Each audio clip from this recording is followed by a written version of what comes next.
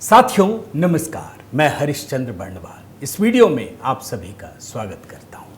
दोस्तों आज बात करेंगे अरविंद केजरीवाल की।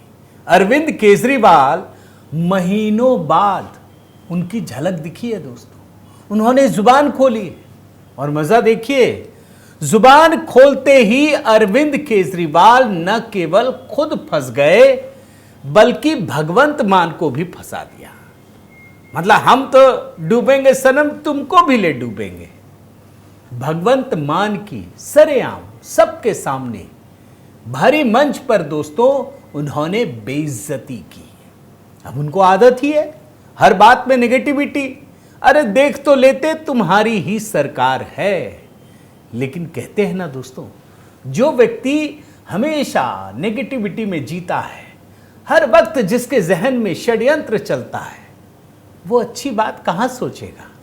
वो कहेगा जरूर, लेकिन अंदर ही अंदर तो कुछ और ही खिचड़ी पक रही होती है ना।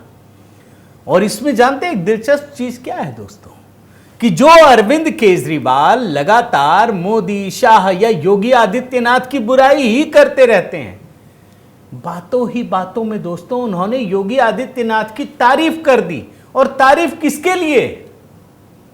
भगवंत मान को नीचा दिखाने के लिए। यह है बड़ी खबर। अब योगी जी के बारे में वो क्या कहेंगे क्या नहीं कहेंगे तो आप सोचते ही हैं। हम योगी जी ने केजरीवाल के बारे में क्या कहा ये सब दिखाने की जरूरत नहीं है।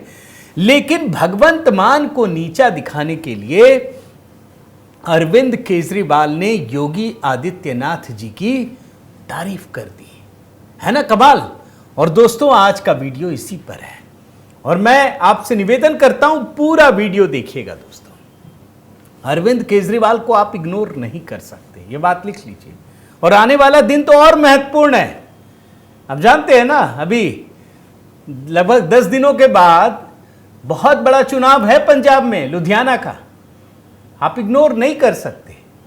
अरविंद केजरीवाल फिर से राष्ट्रीय राजनीति में सक्रिय होने का प्रयास कर रहे हैं, एंट्री मारने का प्रयास कर रहे हैं।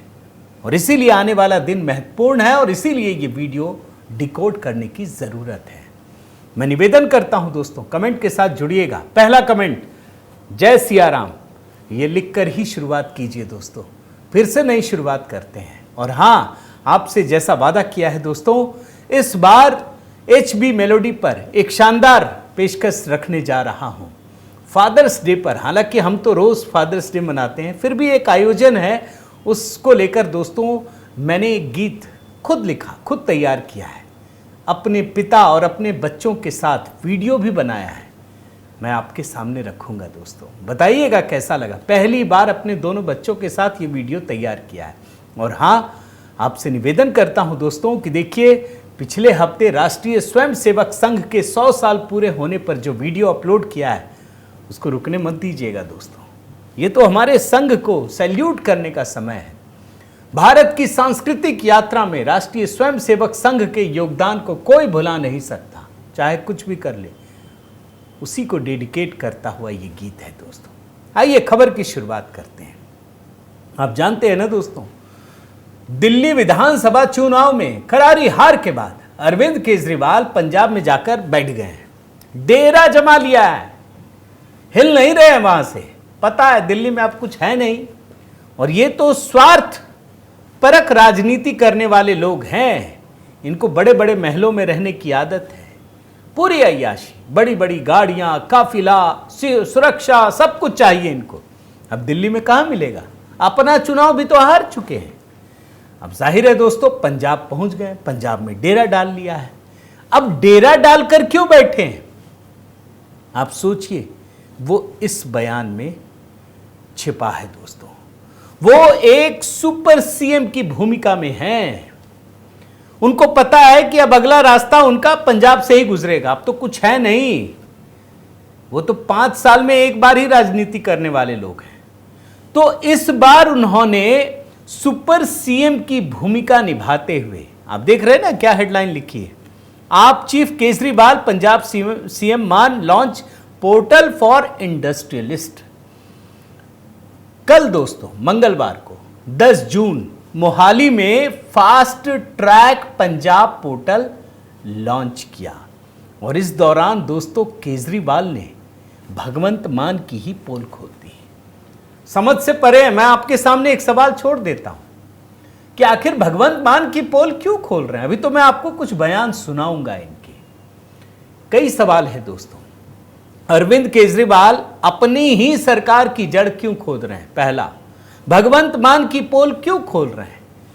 और जो व्यक्ति किसानों की बात करता था अचानक से इंडस्ट्रियलिस्ट की बात क्यों करने लगा? उद्योगपतियों की बात में कुछ हजम नहीं हो रही है। मैं दिखाता हूं, पहले एक बयान सुनिए। ये कह रहे हैं कि एक इंडस्ट्रियलिस्ट आया पंजाब में कि हम इंडस्ट्री खोलेंगे।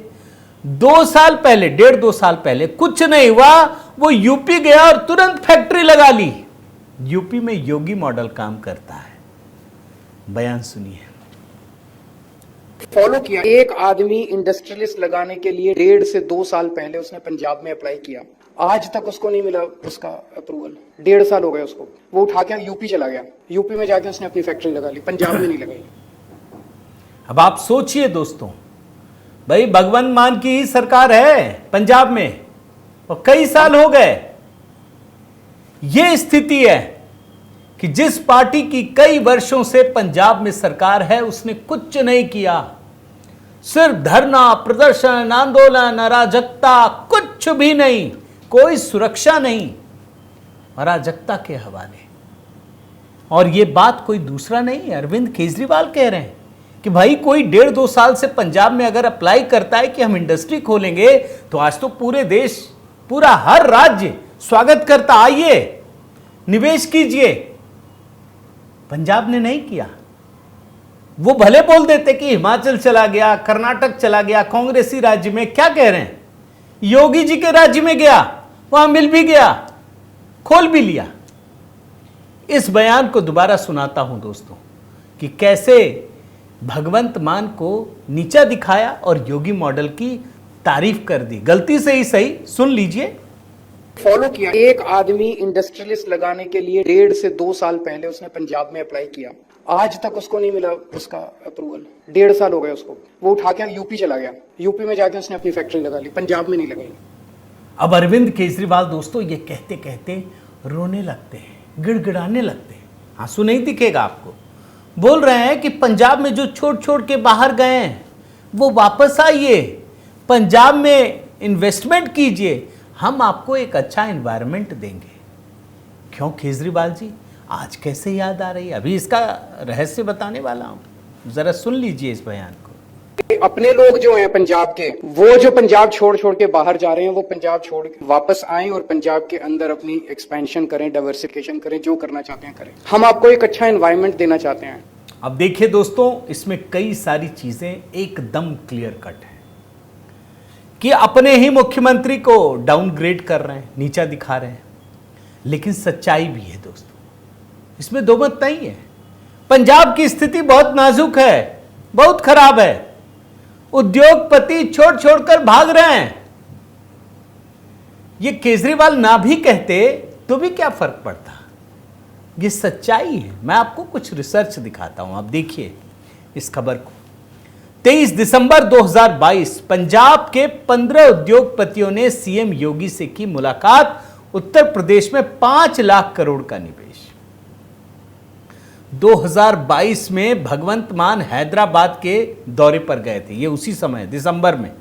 इस बीच उनके पीछे 50 उद्योगपति दोस्तों मुख्यमंत्री योगी आदित्यनाथ के पास पहुंच गए और बोला कि आप हमको दीजिए, हम वहां बहुत परेशान हैं। यह बैठक 19 दिसंबर 2022 को हुई थी दोस्तों। और बैठक के दौरान पंजाब के A1 साइकिल ग्रुप ने यूपी में 500 करोड़ रुपए के निवेश का प्रस्ताव रखा। हीरो ग्रुप जो प्रदेश का है 350 करोड़ के निवेश का प्रस्ताव रखा। और आप जानते हैं दोस्तों कि योगी आदित्यनाथ एक बहुत ही साफ सुथरा और सुरक्षित वातावरण उद्योगपतियों को दे रहे हैं। यहां गुंडा राज अब नहीं है, बदल गया यूपी। अब तो यहां अगर कोई बोल भी देना तो सीधे लंगड़ा ऑपरेशन लोंगड़ा चल रहा है यहां, आप जानते हैं ना। डर से ये दुनिया में पहला ऐसा राज्य है जहां तख्ती लगा करके अपराधी खुद पहुंच जाते हैं जेल कि हमको कुछ मत कहना, हम अपराधी हैं। और अभी तो मैंने आपको दिखाया था ना, ये समाजवादी पार्टी के एक सांसद खुद ही कोर्ट पहुंच गए कि हां मैंने गलती की, मैंने चोरी की, मैंने झूठ बोला। जानते हैं ना, ये यूपी है। और भाई जब अगर रूल ऑफ लॉ होगा दोस्तों, तो वहां व्यापारी भी आएंगे। और जो मैं ये खबर दिखा रहा हूं ना 50 उद्योगपतियों वाला, इसकी खबर किसी ने छाप दी थी, शायद ट्वीट कर दिया था, पंजाब का ही कोई पत्रकार था, उसको नौकरी से निकलवा दिया। आप जानते हैं, मैंने इस पर भी रिपोर्ट बनाई थी दोस्तों, मुझे नाम याद नहीं है, लेकिन उसको निकाल दिया था। और सिर्फ उद्योगपतियों की बात नहीं है दोस्तों, बल्कि उद्योगों का लगातार पलायन होता रहा। देख रहे हैं, और यूपी ही हुआ। क्यों, मैं बताता हूं। अधिक जीएसटी, महंगी जमीन, महंगी बिजली, कानून व्यवस्था, सब कुछ। पंजाब में उद्यमियों को कुल 18% टैक्स देना पड़ता है। इनमें केंद्र का 9, स्टेट का 9%, जबकि अगर यूपी में उद्योग लगाने पर केंद्र का 9% जीएसटी देना हो, यूपी नहीं लगाता। तो भाई कहां जाएंगे, आपके पास रहेंगे या वहां जाएंगे? वहां जा रहे थे दोस्तों। और इसीलिए जो पंजाब के उद्योगपति हैं वो लगातार, अच्छा चलिए टैक्स दे भी दे, उनको लगता है कि नहीं नहीं बहुत अच्छा है, मगर लॉ एंड ऑर्डर का सिचुएशन आप जानते हैं ना दोस्तों, बीच में तो थाने पर भी हमला हो गया था। और लगातार कुछ ना कुछ ऐसी खबरें आती हैं जो बड़ी ही विचलित करती हैं। और आज की परिस्थिति आपको बताऊं दोस्तों, ये जो मैं आपको रिपोर्ट दिखा रहा हूं ना, 8 अप्रैल 2025 की रिपोर्ट है। अब देखिए, इसी साल की रिपोर्ट दिखा रहा हूं, क्या लिखा है मैं पढ़ता हूं। पंजाब में छोटे उद्योग लगातार पलायन कर रहे हैं। हालत यह है कि 30 से 35% तक छोटे उद्योग जहां बंद हो चुके हैं, वहीं बाकी एमएमएसई उत्तर प्रदेश, गुजरात, मध्य प्रदेश की ओर पलायन कर रहे हैं। पंजाब सरकार कोई सब्सिडी नहीं देती, कर्ज के बोझ तले दबी है, लगातार बुरी हालत है। आपके मन में एक सवाल उठ रहा होगा, केजरीवाल को अब चिंता क्यों हो रही है? उसका जवाब अभी देना है। मगर ये सब देखते हुए, करते हुए केजरीवाल लोगों से विनती करते हैं, पंजाब के लोगों से, तुसी जाओ मत, छोड़कर जाओ मत, वापस आइए। आखिर इस इमोशनल ड्रामे का आधार क्या है? पहले एक छोटा हिस्सा बयान का और सुनाता हूं। कल ही का बयान है दोस्तों, सुन लीजिए। सब लोगों से विनती है कि जो लोग पंजाब छोड़ के चले गए दूसरे राज्यों के अंदर, आप सब लोग लौट के पंजाब में आइए। हमें फिर से हंसता खेलता हुआ पंजाब बनाना है। अब इसका असली राज खोलता हूं दोस्तों, आखिर ये नौटंकी क्यों? केजरीवाल बिना स्वार्थ का कोई काम नहीं करते, बिना स्वार्थ के, हर चीज में स्वार्थ है। केजरीवाल, अरविंद केजरीवाल ही दरअसल स्वार्थ का दूसरा नाम है दोस्तों। हम लोग कहते थे ना कि जो सबसे बड़ा झूठा है, सबसे बड़ा बेईमान है, उसका पर्यायवाची है। आजकल लोग बोलने लगे हैं, कोई बहुत किसी को बोलना हो कि बहुत बड़े झूठे हो और झूठे से भी ऊपर हो, तो बोलता है तुम तो यार अरविंद केजरीवाल निकले। सुना है कि नहीं आपने? किसी को बेईमानी की उपाधि देनी पड़ती है तो कहते हैं आजकल लोग, तुम तो यार अरविंद केजरीवाल बन गए हो। ये अरविंद केजरीवाल ने अर्जित किया है दोस्तों। अब हकीकत आपको बता देता हूं कि ये सब नौटंकी क्यों हो रही है। दरअसल लुधियाना में दोस्तों 19 जून को एक उपचुनाव हो रहा है। कई राज्यों में हो रहा है, 5 जगहों पे, उसमें एक लुधियाना भी है। विधानसभा का चुनाव है, यह भी आप समझ लीजिए। और इस विधानसभा चुनाव से उनकी उम्मीदें अचानक से उमड़ पड़ी है। यह बात आप ध्यान में रख लीजिए। अरविंद केजरीवाल को क्या लग रहा मैं आपको बताता हूं कि लुधियाना के उपचुनाव में अपने एक राज्यसभा सांसद को उतार दिया है। वो जैसे ही उपचुनाव जीतेंगे, विधायक बनेंगे, उनको लालच दिया गया, मंत्री बना देंगे, तो ये राज्यसभा का सीट खाली हो जाएगा और अरविंद केजरीवाल तुरंत वहां से संसद पहुंच जाएंगे। और उनको लगता है कि फिर से वही नौटंकी ड्रामा करके नेशनल पॉलिटिक्स के सेंटर में आ जाएंगे। मगर लुधियाना इतना आसान नहीं है दोस्तों। क्योंकि लुधियाना में किसानों की संख्या से ज्यादा व्यापारी हैं। लुधियाना एक बहुत ही विकसित शहर है दोस्तों, वहां के लोग बहुत रिच हैं। और वो लोग अचानक से केजरीवाल की सरकार आने के बाद से, किसान आंदोलन के बाद से बर्बाद होते चले गए। भाई जब किसानों ने सब कुछ रोक दिया तो बर्बाद कौन होगा? यही तो होंगे ना। वो होने लगे और मजा देखिए। इसीलिए जो अरविंद केजरीवाल, उनकी सरकार किसानों के हक की बात करती थी, वो अचानक से व्यापारियों, उद्योगपतियों की बात करने लगे। और आप भूले नहीं होंगे भाई, मार्च 2025 में दोस्तों पंजाब की सरकार ने, केजरीवाल की सरकार ने एकदम रुख पलट दिया। जिन किसानों के पीछे भाग रहे थे, जिन किसानों को आंदोलन करने के लिए उकसा रहे थे, उनके प्रति सख्त रवैया अपनाया। बुलडोजर चलवा दिए, टेंट तोड़ दिए, बैरिकेड्स हटा दिए। जो किसान नेता जगजीत सिंह डल्लेवाल, सरवन सिंह पंढेर इनके सबसे चहेते थे, उनको हिरासत में ले लिया गया। क्यों जानते हैं? अरविंद केजरीवाल के साथ जब व्यापारियों की बैठक हुई ना, उन्होंने कहा कि भाई आप तो किसान आंदोलन के साथ हो, हम तो नुकसान में हैं। बताया कि पंजाब के उद्योगों को इस किसान आंदोलन की वजह से हर महीने 1500 करोड़ रुपए का नुकसान हो रहा है। वैसे ही उद्योग आपको छोड़ के जा रहे हैं, आपको वोट कौन देगा?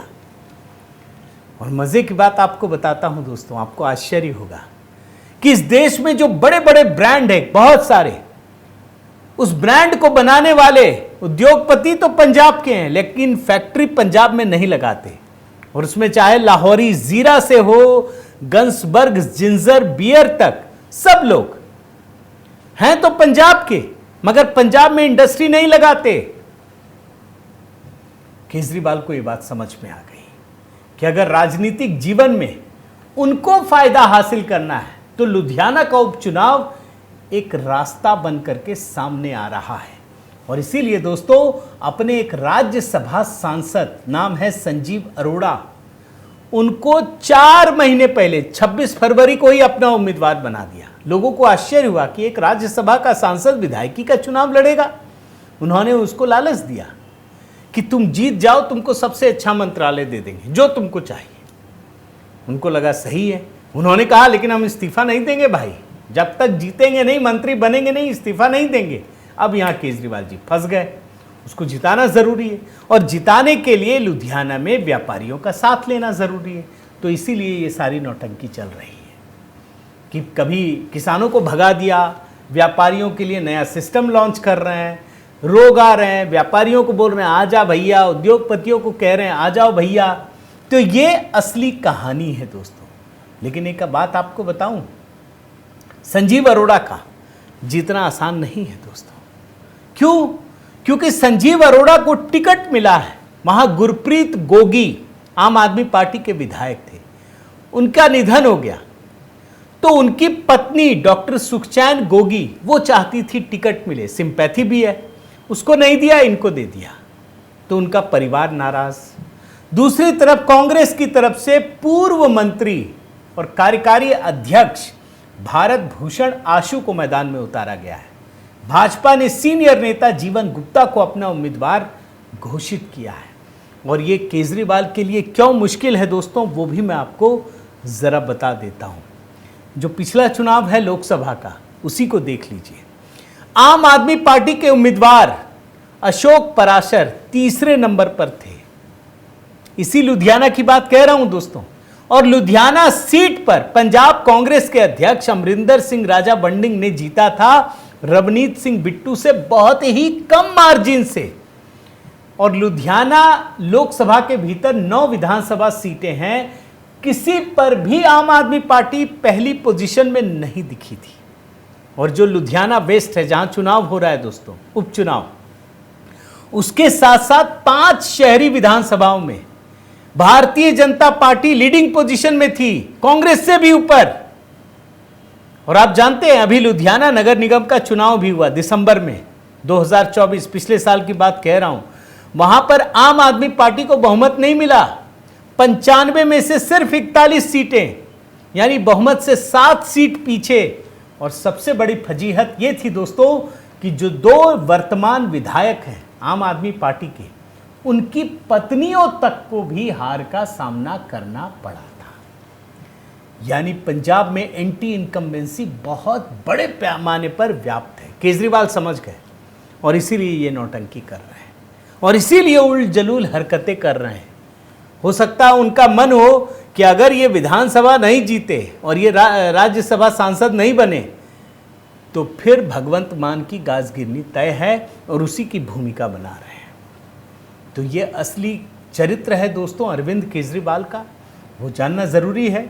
बस 10 दिन में चुनाव भी होने हैं, तो इंतज़ार कीजिए, देखिए क्या होता है। आप क्या सोचते हैं अरविंद केजरीवाल पर? क्या आज के समय में किसी भी प्रकार से विश्वास किया जा सकता है? ज़रूर बताइए दोस्तों, आपके कमेंट का इंतज़ार है। निवेदन करता हूं कि अगर आपने चैनल सब्सक्राइब नहीं किया है तो ज़रूर कीजिए, लाइक कीजिए, बेल आइकन दबाइए। और हाँ, HB पोएट्री दोस्तों, यहाँ पर काव्य प्रतियोगिता जारी है ऑपरेशन सिंदूर पर।